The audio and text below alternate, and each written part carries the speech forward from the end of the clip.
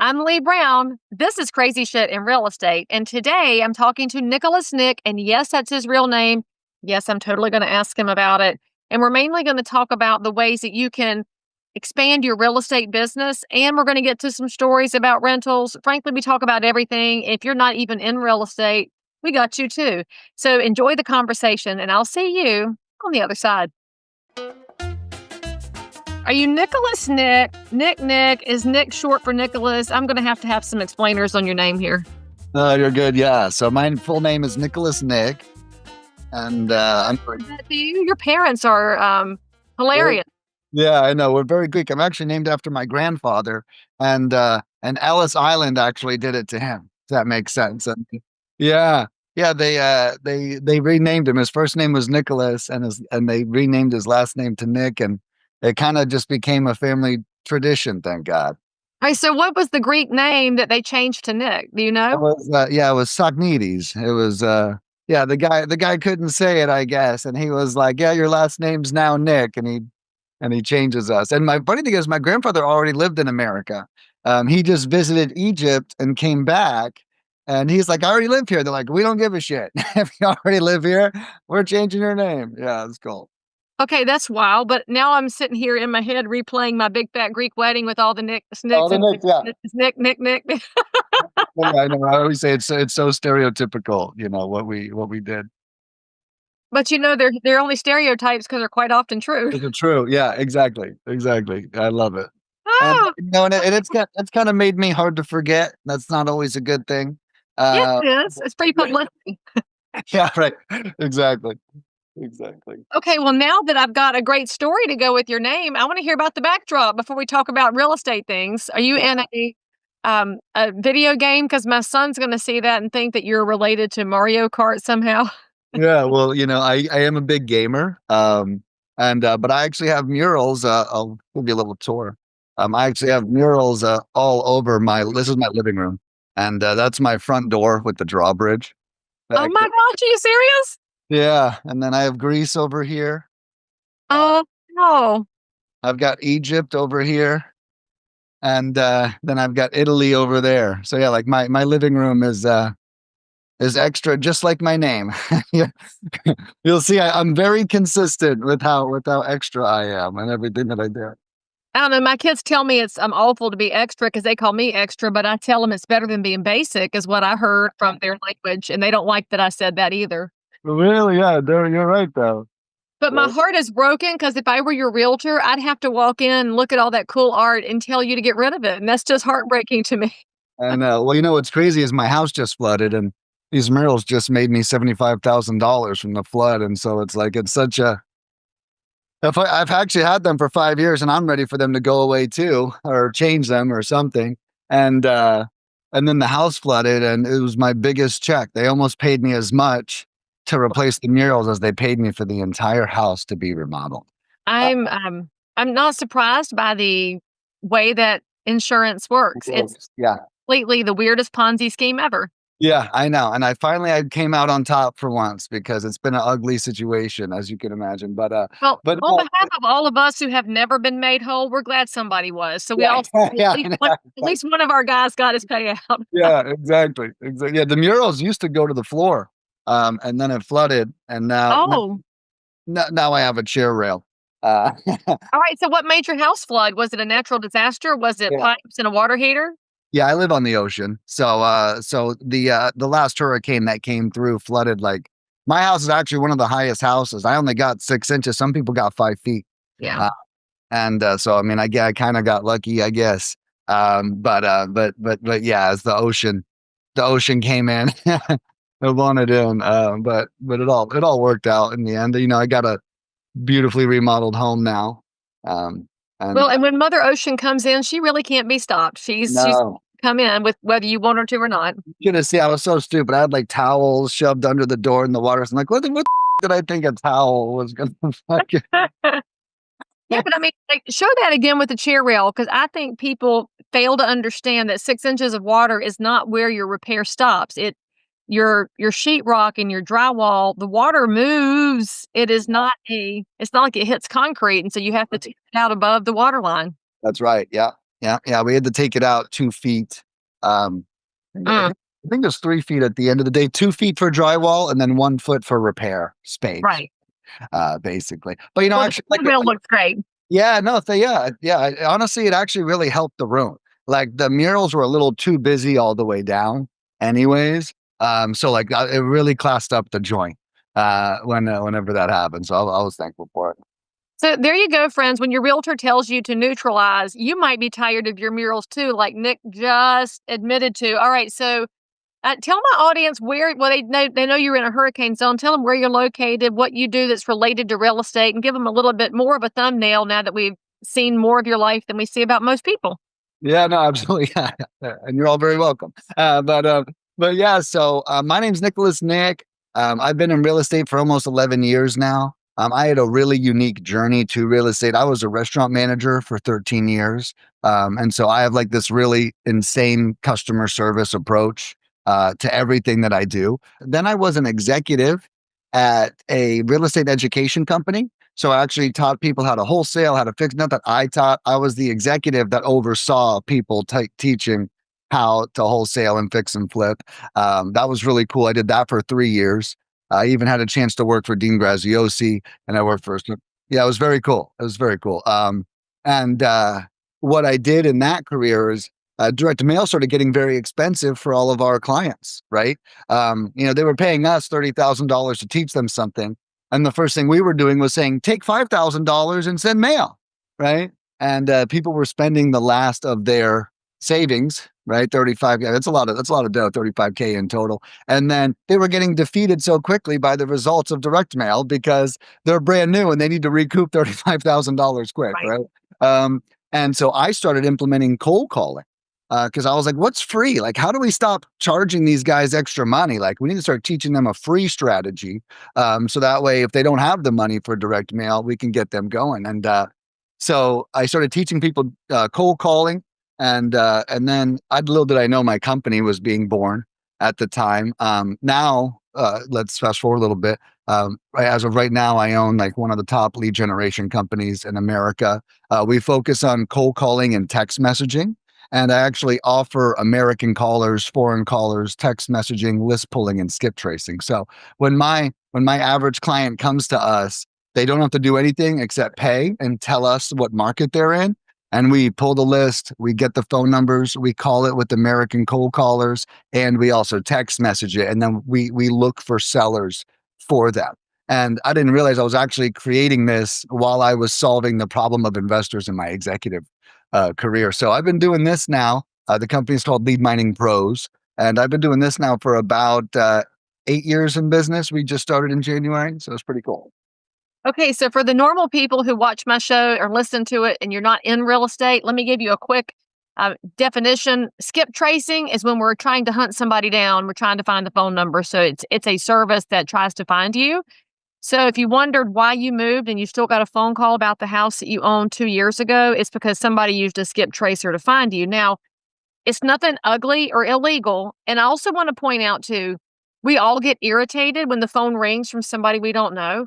But you just pointed out the reason so many new salespeople make phone calls. It's the free thing you can do because your phone has a service on it that makes outbound phone calls.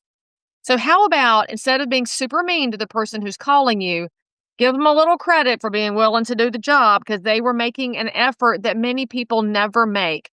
And that actually tells you something about the willingness to get the job done when they're willing to do the hard work. Because cold calling people is really hard because you're going to get yelled at far more than you find somebody kind. And then the kind people might just be lonely and they want somebody to talk to, and that's fine too. But just give a little grace. And if you're in real estate, I want you to hear what he said about cold calling. It's the free thing you can do. You can actually call people and say hello. And if they say, don't call me anymore, you could say, I won't, and write their name down on your do not call list. Or if they say, I'm on the do not call list, you can say, I'm sorry. And then you better download the updated one so you can be in compliance with the laws. But this is so basic, but I think we've gotten away from basics for fear of getting yelled at by somebody on the phone, or fear of trying something at all or being afraid of the laws. There's lots of excuses out there, but tell us about the getting started into this space, because when you're I should probably point out, I think it's got to be at least 75% of people in real estate came out of hospitality, because we learned very quickly how to interact with happy people, angry people, and people that won't commit to anything. And I Yeah. think you do very well because we get it. And you can't complain about your tables. Well, I was front of the house. You can't complain until you're in the back of the house. And the back of the house people don't have any desire to be in the front of the house. Yeah. No, 100%. Yeah. I think you're right. With customer service, it really taught me everything I know today. I spent way too long being a restaurant manager. That's how I felt, like sticking around for 13 years. But then after I became an executive and then owned this business, every problem I came across, I was like, oh, I know the answer to this. Oh, I actually know how to solve this problem. So for when I first left the restaurant industry, I hated myself for how long I stayed. Right. And then as time went on, I was like, man, I can't believe my life is so much easier now because of how long I stayed. Right. And so it's like, so to your point, and the other thing is like grit, for lack of a better term.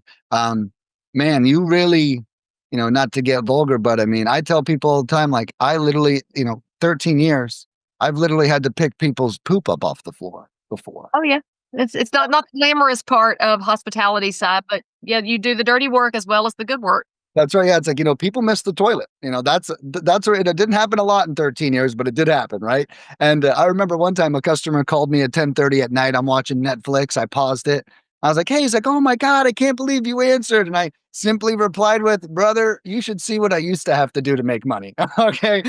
Pausing Netflix and sitting on the couch at 10:30 at night is not a big ask for me. We act like it is. I still am astonished by how many people are put out when the phone rings and they're like, oh, the phone's ringing. I'm thinking, you're crazy. The beauty is that your phone rang. I'm sitting here thinking, I've missed a call. I'm going to have to call it back after we finish this episode because I want to find out if there's somebody I can serve on the other end, which is just like a restaurant. If your Right. tables are empty, you're going to go out of business. So why would you be unhappy when somebody walks in the door because now you have to work? What are we doing? Yeah. No, and just so you know, I have a rule with everyone, unless I'm out like with a girlfriend or something. I'm answering if that phone rings. I don't give a shit. And sometimes if I'm out with a girlfriend and my phone rings and we're driving, we're not to our destination yet, I'm gonna answer. If you wonder now, the other half of people in real estate gets very upset with how we do tend to look at our phones more than them. So you should say to your girlfriend first, if the phone rings, I'm going to answer it. And if she says, okay, then answer it. And if she says, don't you do it, I need all eyes on me tonight. Then you should say, all right, you win tonight. Yeah, right, exactly. So good. All eyes are on you because of the phone ringing, right? At the same time, I tell you, it's a catch-22. But I'm with you. If we're traveling, I gotta answer. That is money, and I'll tell you what, it's not as easy. In 8 years in business, it's not as easy to get someone back on the phone, even if they want to talk to you. Yes. The You first know, time, that's it. That's what you got. It's just like dating. right? That's You right. never get a second chance to make a first impression. What's the There you first go. impression they get? Right, that's right. And even sometimes what I'll do if I am busy, I'll answer and tell them I'm busy and call them right back. So I still have that connection, and I do it on calls all the time. If I'm on a call, hey, let me get this real quick. I'm going to come right back because it's like, it is that touch. That's like, you killed it, right? A ringing phone is the most important thing. I have friends that say, the downside of answering every phone call is you also answer every spam phone call that comes. But you That know comes what you can do if it's a spammer? what? Hang up. Yeah, right, exactly. Or put Anything. yourself on the DNC too, right? Not that the spammers actually adhere to those things, but I am about to put myself on the DNC list as well.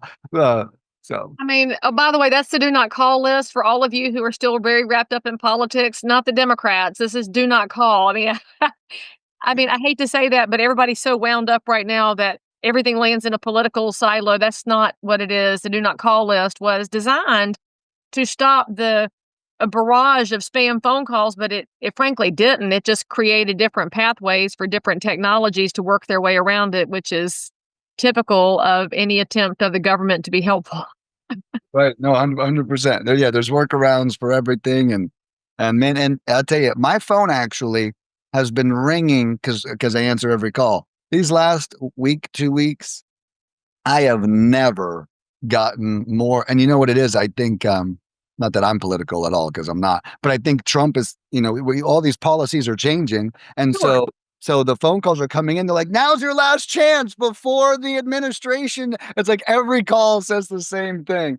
Yeah, they But needed a script, which is actually the key to a successful calling anyway, is to have a script that doesn't look like everybody else and that you've practiced enough that it doesn't sound like a script. Because my texts, since I'm on the conservative side, they're all like, if you don't respond right now, you're not loyal to the party. And I'm like, I'm not giving money to a text. Stop it. And so I right. unsubscribe and I unsubscribe, and then they come back under a different number when they need to take a different approach if people are unsubscribing. So, how do you get people to talk to you when they have been barraged by phone calls, whether it's political or windows for sale, or God love them, they applied for a mortgage? And we know what happens when you apply for a mortgage, you get a spam call from every lender in the country. How do you break through that noise so they realize you're an actual person? So our script is very direct, but I think what matters is how we approach it, right? So like in my script is it literally says sound confused, like when we call them, right? So it's like our script, and my business partner taught me this, and he said you should almost have like papers in the background, So like when you call people, you're like, hi, yeah, baby, yeah, I'm sorry to bother. I'm looking for of 123 Sycamore Street. Is that you? Uh, also, the other thing is we want to say it slowly, right? So we, as Americans, we default to no. No, click. No, like we can't. We no, like we can't wait. So the slower we talk in that first intro, the more chance they have to absorb what we're actually saying, and then they can decide if it's right for them. So the first thing breeds curiosity. Hey, I'm looking for the owner of 123 Sycamore Street, right? And now they're like, what's this about? And the other thing is, I have Americans.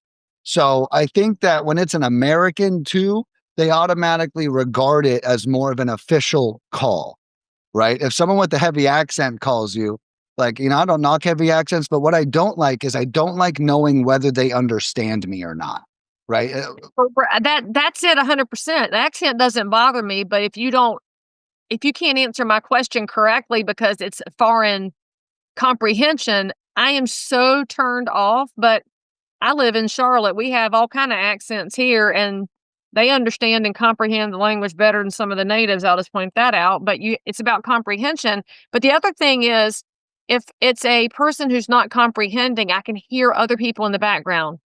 I can't stand a call from a call center where even if there's a shuffling of papers, I can hear them in the background. Drives me nuts. Yeah. And just, all, and that being said, all my employees work from home, right? On top of that. So, there is no, and first of all, I don't like overhead. So I wouldn't have a building anyways. But they all work from the comfort of their own home. And you're right. When you hear that in the background, right away you're in a machine that you don't want to be a part of, even if it is official, but that's such a great point. The background noise matters.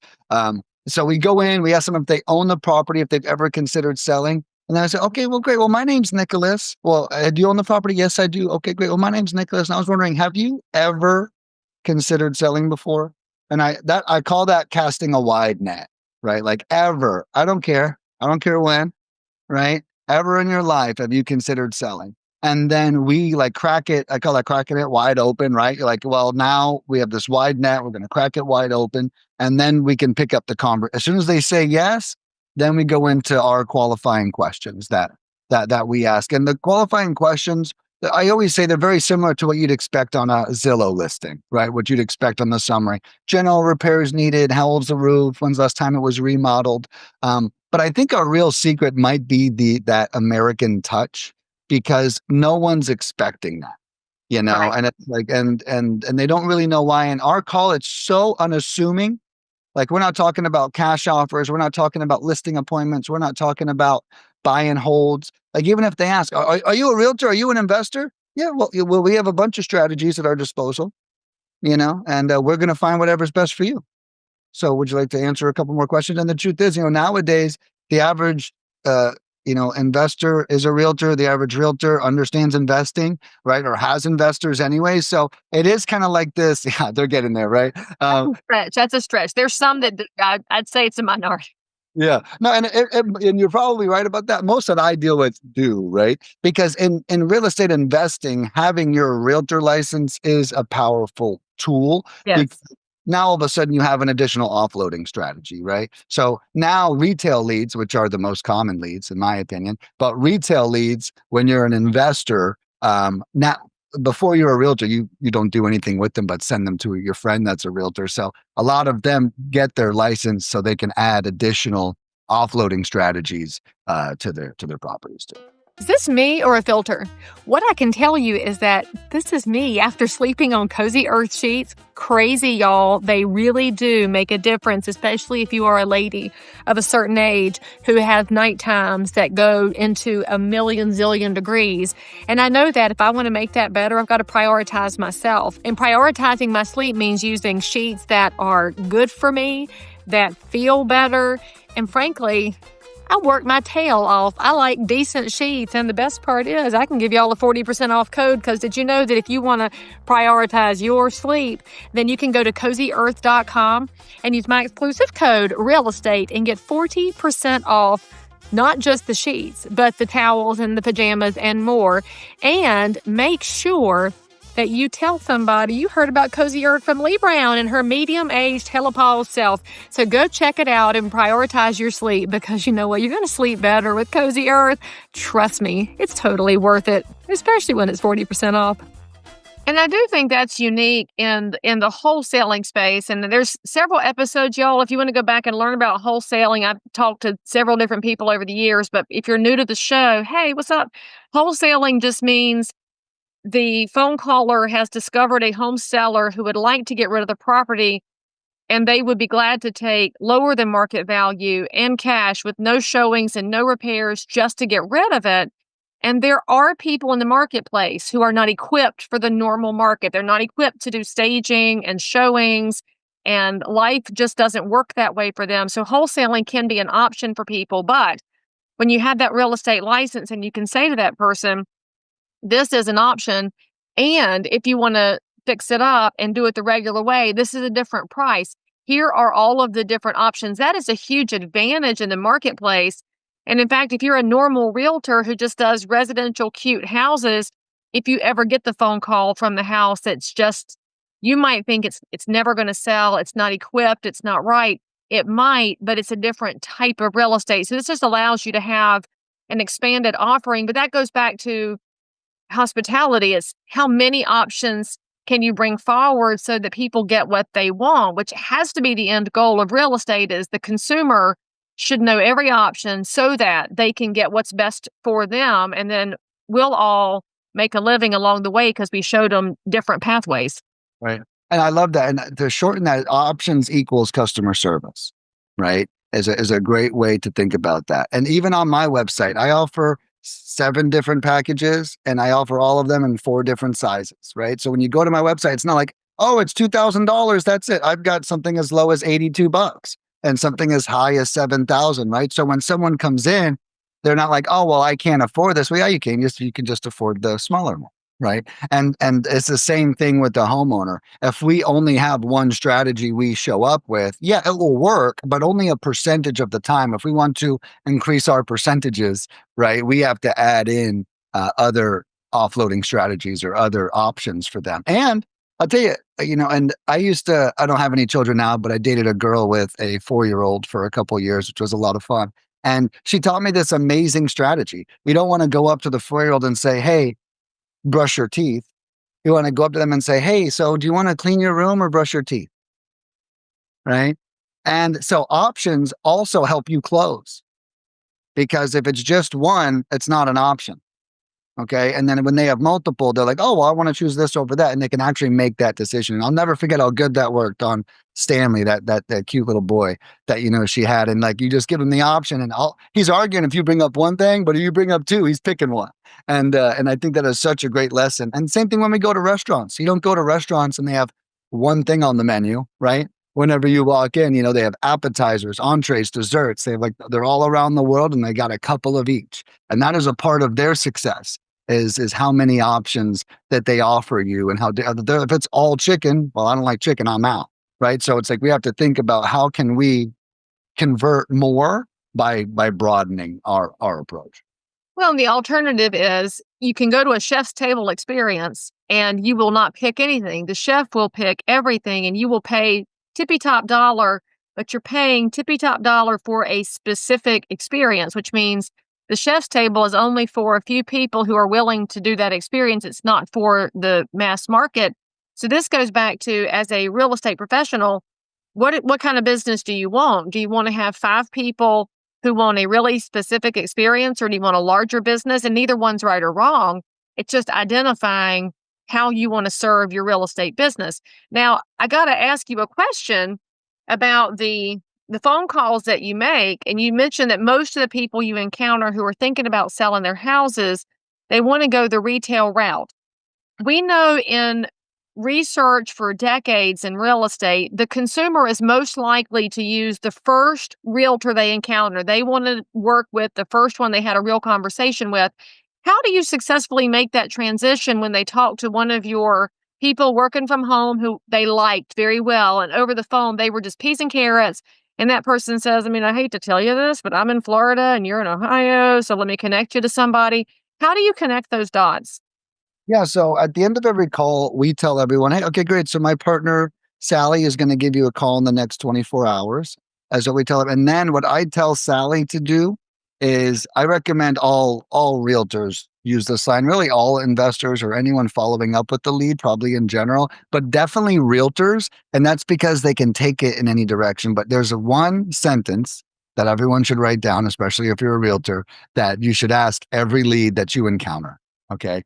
And that is, so my cold caller's name is going to be at the bottom of the lead. So you get the lead and you say, hey, okay, Sherry spoke to them. So we called the lead. Hey, how's it going? Yeah, you just spoke to Sherry about 123 Sycamore Street. Is that right? Oh, yeah, I sure did. Oh, great. Well, Sherry told me you may be interested in selling, but why don't you tell me, how did you plan on doing that? Okay. So this is such an important question because I think the number one mistake all salespeople make is we don't know where our client is coming from. We don't know what they're thinking to begin. We show up, like you said earlier, with our one solution. Hey, list it, retail value. If that doesn't hit the mark, we miss the mark. And if we miss the mark, we lost the lead. So how did you plan on doing that? They're going to throw up all, hey, up the street, they just sold for top dollar. I want that too. Or, hey, a tree fell on my house 3 months ago and my insurance lapsed. And every time it rains, the mold gets worse, right? They're going to tell you exactly what's going on. And now you can actually convert the lead. You cannot truly convert a lead that you don't know where they're coming from. Amen. It's not just the motivation piece, it's the understanding piece. I think we conflate the two, and you can convert somebody, but they're going to feel uneasy. But when you understand them, then you're really helping them along that pathway. And I love that approach. And it is very basic sales training that we're probably not doing really well in the world right now of slowing down enough to understand. And then when they say, well, I want this, well, great. Well, hey, just so you know, I'm actually a very proficient realtor in the area, and I specialize in your needs. Right. So it's like now you actually know you can actually add in words or add in language. Oh, wow.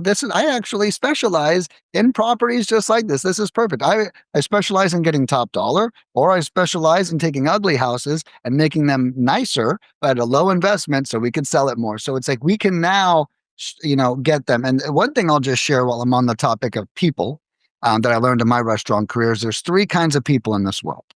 Okay. There's fast, there's friendly, and there's exact. Okay. What you want to do is figure out who you're dealing with ASAP. Okay. Does this person just want to talk for hours? That's a friendly person. Does this person not want to talk at all? He just wants the decimal point to be in the right place every time you talk to him? Then that's the exact person. Or does this person just want you to move at lightning speed and doesn't care how friendly or exact you are? They just want the speed. And so when we speak to our customers' type, they are really going to respect us. So first we're asking them, how do they plan on doing it? We know everything about them. Now we're going to get their sense of urgency. One thing I tell all my clients is never outpace your seller. Okay. If you outpace your seller, you're going to lose them. And you know what? Here's the other thing I say, if they want to move fast, you're going to be the first to know. They're going to tell you. So don't start by moving too fast because they're going to think you're getting ahead of yourself. And that's going to feel like a disqualification.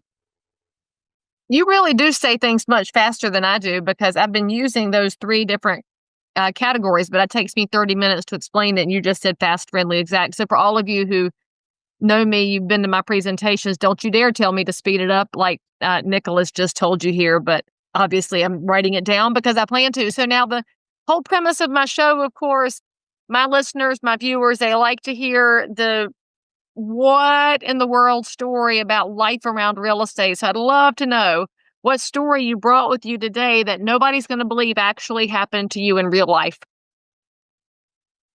In regards to real estate or just in general? It's got to be real estate. This is crazy shit in real estate as a show. So we don't want your crazy life. We want the crazy real estate story.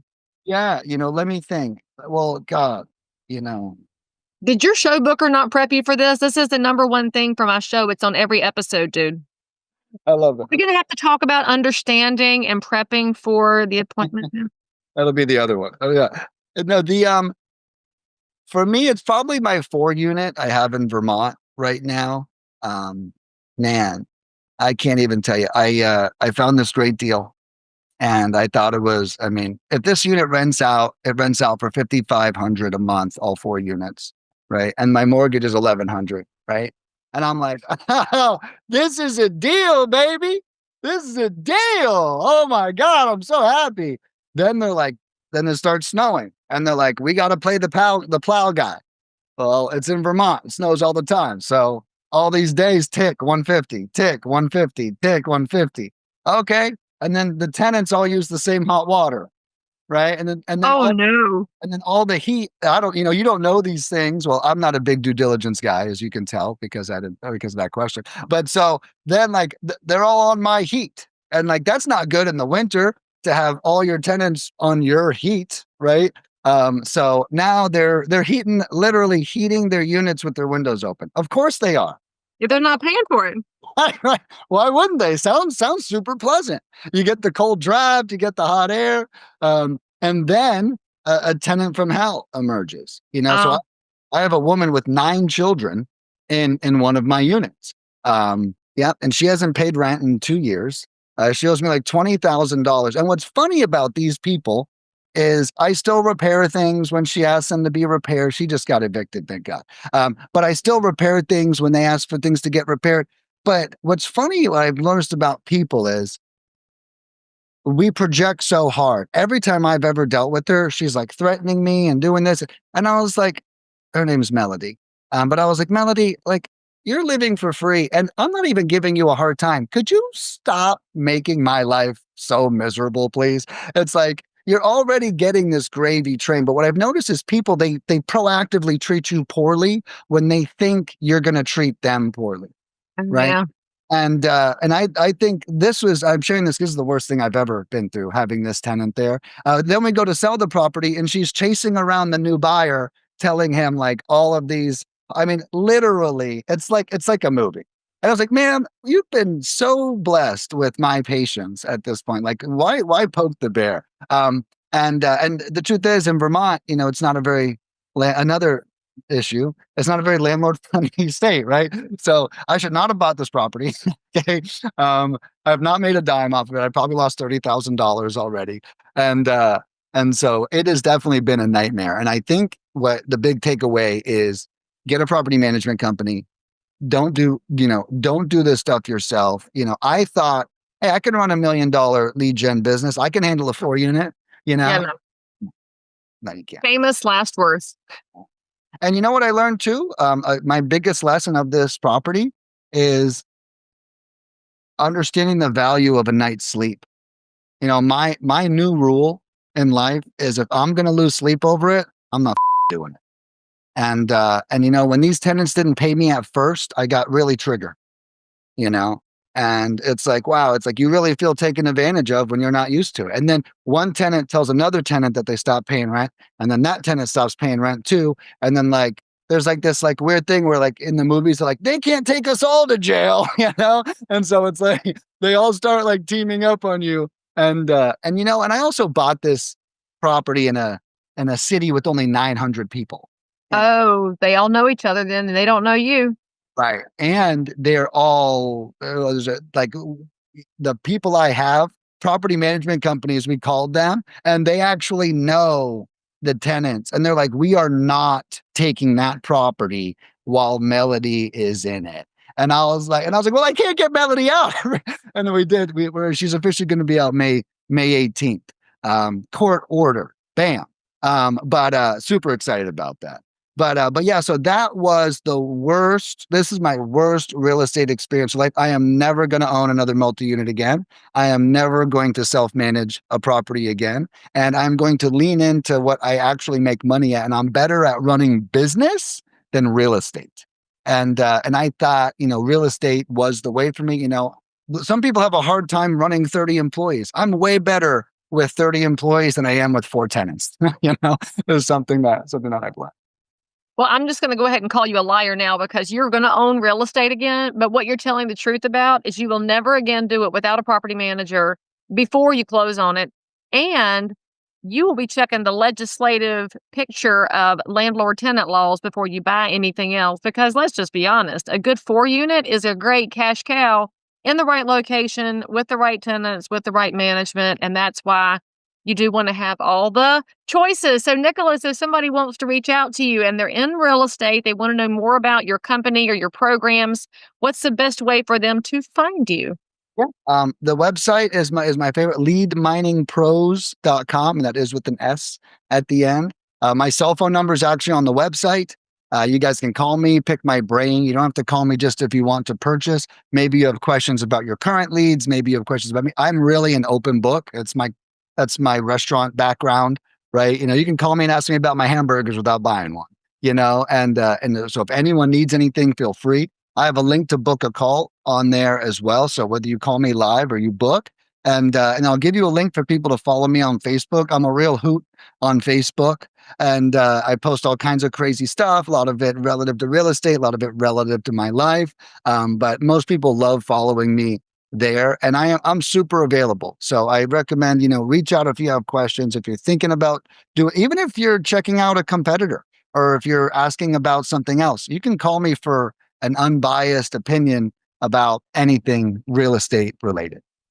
And of course, all of those links will be in the show notes for this episode. So for all of you that are riding down the road, don't stress out. Just log back in. When you give us our 5 stars in our review, go to the show notes to get all the stuff about Nicholas, and you could achieve everything at one time.